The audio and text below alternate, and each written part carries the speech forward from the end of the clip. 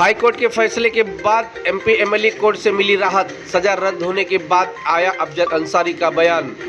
हमें निचली अदालत पर था पूरा विश्वास। देखिए खबरें आज भी के लिए गाजीपुर से ब्यूरो रिपोर्ट। खबर गाजीपुर से, जहां हाईकोर्ट के फैसले के बाद अफजल अंसारी को बयान आया। एमपी एमएलए कोर्ट से मिली सजा रद्द होने के बाद अफजल ने बयान देते हुए कहा कि हमें इस फैसले की प्रतीक्षा थी। अफजल अंसारी ने कहा कि निचली अदालत का फैसला टिकने लायक नहीं था। अफजल अंसारी ने यह भी कहा कि हाई कोर्ट की निचली अदालत के फैसले की समीक्षा की, जबकि कानून की तराजू में तौला गया। ये फैसला आया। भारत के न्यायपालिका पर विश्वास को मजबूती आई है। अफजल ने यह भी कहा कि सुप्रीम कोर्ट ने पहले मेरी सजा के आदेश पर निलंबित करने का योग पाया। अफजल अंसारी ने मीडिया से बात करते हुए कहा कि 29 तारीख को मेरे जीवन में महत्वपूर्ण रहा। अफजल अंसारी ने कहा कि आज की 29 तारीख मेरे लिए बहुत ही शुभ था। अफजल अंसारी ने कहा कि सावन का महीना, आज भोले बाबा का प्रिय दिन सोमवार है। 29 तारीख बहुत ही शुभ है।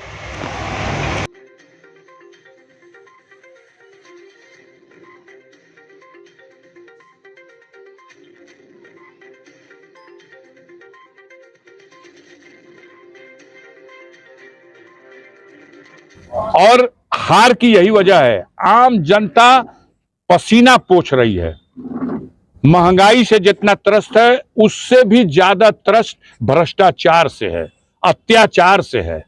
मोटरसाइकिल का चालान 5,000 और 10,000 काटा जाता है। यह जो अत्याचार हो रहा है, यही कारण है। जनता के दिलों से ये लोग खारिज हो चुके हैं। अभी तो घुटने के बल किया, बैसाखी पे खड़े हो सकते हैं। आने वाले वक्त में देख लीजिएगा, ये तो लेटने लायक भी नहीं रह जाएंगे। होने दीजिए उत्तर प्रदेश का चुनाव। आज की डेट में आप छुपाते हैं, दिखाते नहीं हैं। 2022 में चुनाव हुआ था तो 260 सीटें जीती है एनडीए। 2024 का चुनाव हुआ है, 137 सीटों पे बढ़त है एनडीए को। 137 विधानसभा क्षेत्रों में एनडीए की बढ़त है। 266 विधानसभा क्षेत्रों में आज इंडिया की बढ़त है। जो इंडिया मात्र 116 सीटों में है, उसको 266 में बढ़त है। अब आप सोच रहे हैं कि 137 को हम समीक्षा करके फिर 200 कर लेंगे। अब वो सोच रहा है कि 266 हो गई है, इसको 350 करना है। देखिए आगे क्या होता है। याचिका, एक तरफ उस कुर्सी पर बैठे हुए जज को भी मिलाट कहा जाता है, और एक तरफ सारे लाडों के ऊपर जो बैठा हुआ लाड है, उसे भी लाड कहा जाता है। यहां हमारे वकीलों ने, आदरणीय गोपाल चतुर्वेदी जी ने, आदरणीय डीएस मिश्रा साहब ने, आदरणीय उपेंद्र उपाध्याय जी ने, आदरणीय अजय श्रीवास्तव जी ने कोर्ट के सामने अपना पक्ष रखा, और ऊपर वाले जज के सामने गरीब जनता ने अपना दर्द उनके सामने बयान किया। और परिणाम यह है जो आज मुझे न्याय मिल गया। और जो लगातार खबरें बनाई जाती थी, अब उस पर तो विराम लग गया है। कई चैनल वाले अभी सलाह दे सकते हैं, सलाह देंगे कि इसके लिए भी आगे सुप्रीम कोर्ट में अपील है, तो उसके लिए भी अफजल अंसारी तैयार। सर, आपने क्षेत्र की जनता के लिए कोई खास संदेश इस मौके पर? सबको बहुत बहुत धन्यवाद, आभार।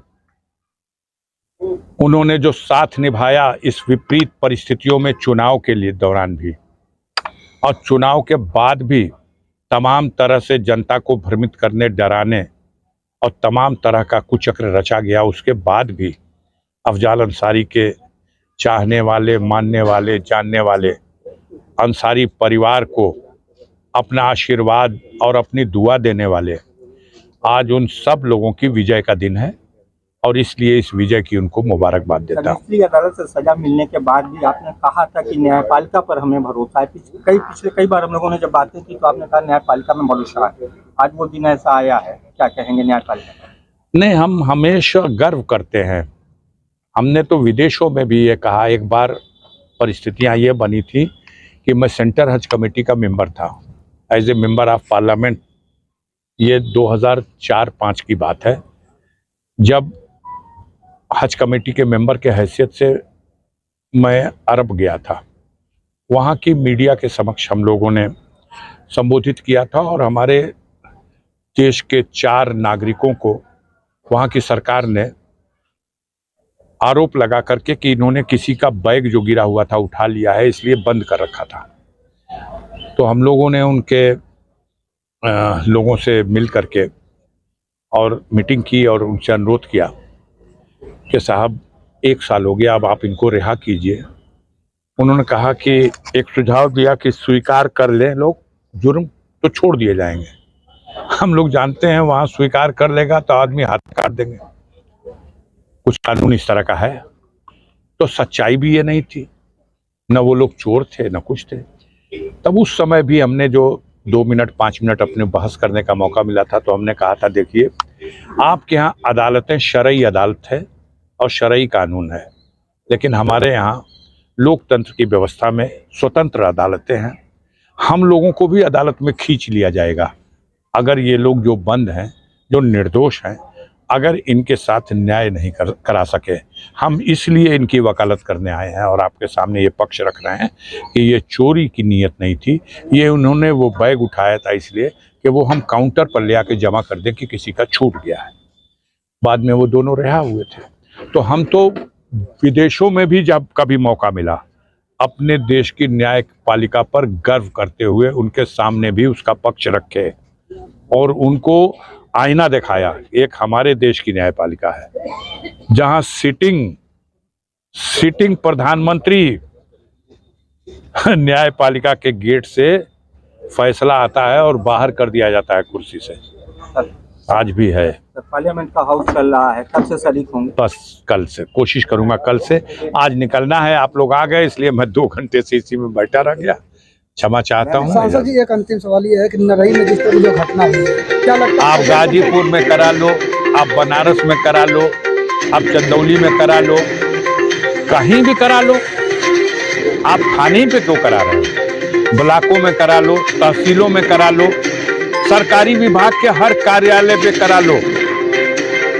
इस सरकार में बैठे हुए लोगों ने किया क्या है? सरकारी मशीनरी को इतना दुरुपयोग किया कि उनको बेलगाम बना दिया।